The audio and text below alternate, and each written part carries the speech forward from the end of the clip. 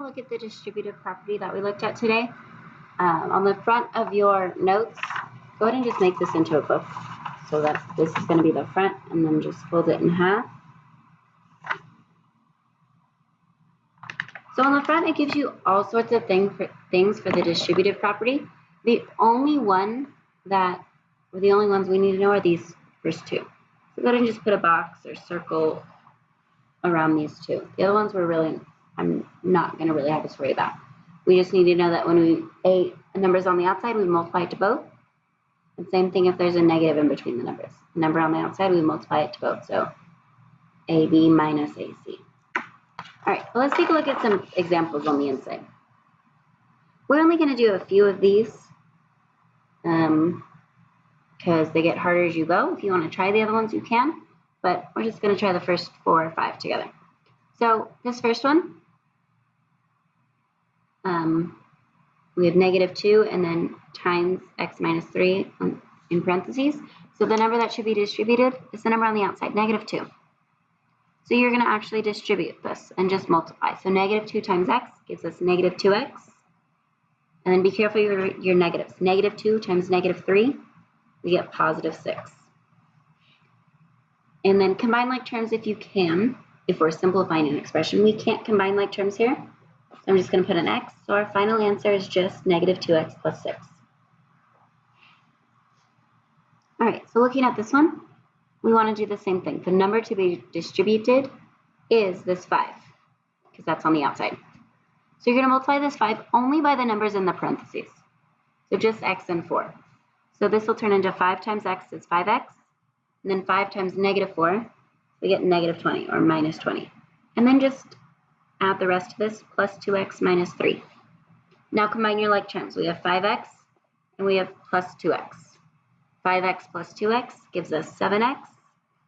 And then we have -20 and -3. They're both negative, so we add them and we get -23. And that ends up being our final answer. All right, just a few more. Go ahead and try this one. Let's actually, let's do part of it together actually. So the 2, that's what's going to be distributed. It's on the outside. So we're going to multiply this 2 by both of them. What do you get when you multiply this 2 by both of those numbers? You should have gotten, so just keep the 3, so it's 3 plus, and then when we multiply, 2 times x gives us 2x, and 2 times -5 gives us -10, so we get this. Now when we combine our like terms, we want to combine our constants, -10 and 3.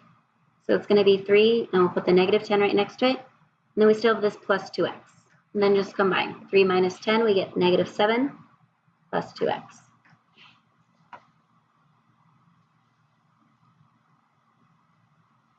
All right, we're only going to do 2 more. We're only going to go to here. This next one, remember if there's no number in front of the parentheses, just add a 1. So now this is -1 in front of our parentheses. So that's what we have to distribute. Include the negative. So we're distributing the -1. So -1 times both of these. -1 times -x will just give us +1x. -1 times +5 will give us -5.